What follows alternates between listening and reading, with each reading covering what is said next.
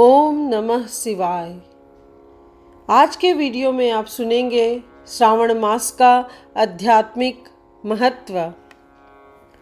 श्रावण अथवा श्रावण हिंदू पंचांग के अनुसार वर्ष का 5वां महीना पड़ता है।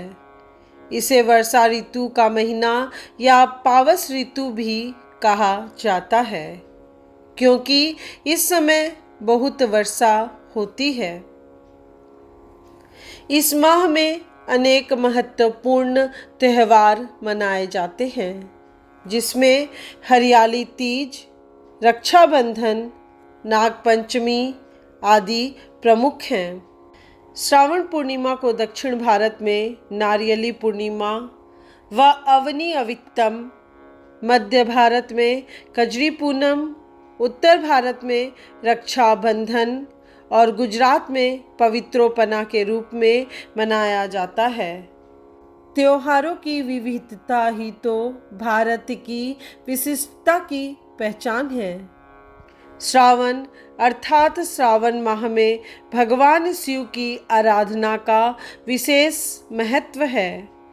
इस माह में पड़ने वाले सोमवार सावन के सोमवार कहे जाते हैं, जिनमें स्त्रियां तथा विशेष तौर से कुंवारी युवतियां भगवान शिव के निमित्त व्रत आदि रखती हैं। सावन माह से जुड़ी पौराणिक कथा कुछ इस प्रकार है। जब सनत कुमारों ने भगवान शिव से उन्हें सावन महीना प्रिय होने का कारण पूछा, तो भगवान भोलेनाथ ने बताया कि जब देवी सती ने अपने पिता दक्ष के घर में योग शक्ति से शरीर त्याग किया था, उससे पहले देवी सती ने महादेव को हर जन्म में पति के रूप में पाने का प्रण किया था। अपने दूसरे जन्म में देवी सती ने पार्वती के नाम से हिमाचल और रानी मैना के घर में पुत्री के रूप में जन्म लिया।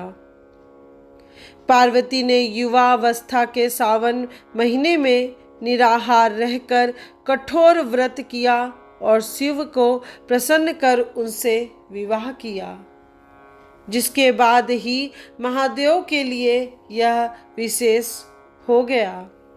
सावन माह से जुड़ी एक और पौराणिक कथा कुछ इस प्रकार है। मर्कंडू ऋषि के पुत्र मार्कंडेय ने लंबी आयु के लिए सावन माह में ही घोर तप कर शिव की कृपा प्राप्त की थी, जिससे मिली मंत्र शक्तियों के सामने मृत्यु के देवता यमराज भी नतमस्तक हो गए थे।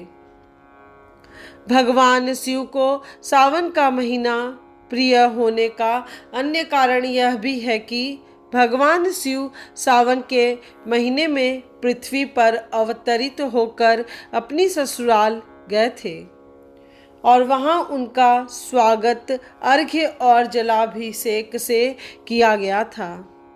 माना जाता है कि प्रत्येक वर्ष सावन माह में भगवान शिव अपने ससुराल आते हैं। भूलोकवासियों के लिए शिव कृपा पाने का यह उत्तम समय होता है। पौराणिक कथाओं में वर्णन आता है कि इसी सावन मास में समुद्र मंथन किया गया था। समुद्र मंथने के बाद जो हलाहल विष निकला, उसे भगवान शंकर ने कंठ में समाहित कर सृष्टि की रक्षा की, लेकिन विषपान से महादेव का कंठ नीलवर्ण हो गया। इसी से उनका नाम नीलकंठ महादेव पड़ा। विष के प्रभाव को कम करने के लिए सभी देवी देवताओं ने उन्हें जल अर्पित किया। इसलिए शिवलिंग पर जल चढ़ाने का खास महत्व है। यही वजह है कि श्रावण मास में भोले को जल चढ़ाने से विशेष फल की प्राप्ति होती है।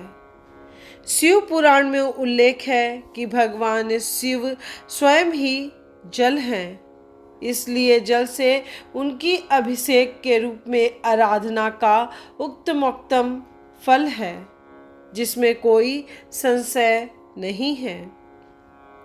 शास्त्रों में वर्णित है कि सावन महीने में भगवान विष्णु योग निद्रा में चले जाते हैं। इसलिए ये समय भक्तों, साधु संतों सभी के लिए अमूल्य होता है। यह 4 महीनों में होने वाला एक वैदिक यज्ञ है, जो एक प्रकार का पौराणिक व्रत है, जिसे चौमासा भी कहा जाता है। तत्पश्चात सृष्टि के संचालन का उत्तरदायित्व भगवान शिव ग्रहण करते हैं। इसलिए सावन के प्रधान देवता भगवान शिव बन जाते हैं। सावन मास में भगवान शंकर की पूजा उनके परिवार के सदस्यों संग करनी चाहिए। इस माह में भगवान शिव के रुद्राभिषेक का विशेष महत्व है। इसलिए इस मास में प्रत्येक दिन रुद्राभिषेक किया जा सकता है, जबकि अन्य माह में शिववास का मुहूर्त देखना पड़ता है। भगवान शिव के रुद्राभिषेक में जल, दूध, दही, शुद्ध घी, शहद, शक्कर या चीनी, गंगा जल तथा गन्ने के रस आदि से स्नान कराया जाता है। अभिषेक कराने के बाद बेलपत्र, समीपत्र, कुसा तथा दूब आदि से शिव जी को प्रसन्न करते हैं। अंत में भांग, धतूरा तथा श्रीफल भोलेनाथ को भोग के रूप में चढ़ाया जाता है। शिवलिंग पर बेलपत्र तथा समीपत्र चढ़ाने का वर्णन पुराणों में भी किया गया है। बेलपत्र भोलेनाथ को प्रसन्न करने के लिए शिवलिंग पर चढ़ाया जाता है। आक का एक फूल शिवलिंग पर चढ़ाने से सोने के दान के बराबर फल मिलता है। 1000 आक के फूलों की अपेक्षा एक कनेर का फूल, 1000 कनेर के फूलों को चढ़ाने की अपेक्षा एक बिल्व पत्र से दान का पुण्य मिल जाता है। 1000 बिल्व पत्रों के बराबर एक द्रोण या गुमा फूल फलदायी होते हैं। 1000 गुमा के बराबर एक चिचिड़ा, 1000 चिचिड़ा के बराबर एक कूस का फूल, 1000 कूस फूलों के बराबर एक समी का पत्ता, 1000 समी के पत्तों के बराबर एक नीलकमल, 1000 नीलकमल से ज़्यादा एक धतूरा और 1000 धतूरों से भी ज़्यादा एक समी का फूल शुभ और पुण्य देने वाला होता है। आज के वीडियो में आपने सुना श्रावण मास का आध्यात्मिक महत्व। इस चैनल के अगले वीडियो से आप सुन सकेंगे श्रावण मास का संपूर्ण महात्म्य। तब तक के लिए इजाज़त दीजिए। उम्मीद करती हूँ इस वीडियो में दी गई जानकारी आपके लिए उपयोगी होगी।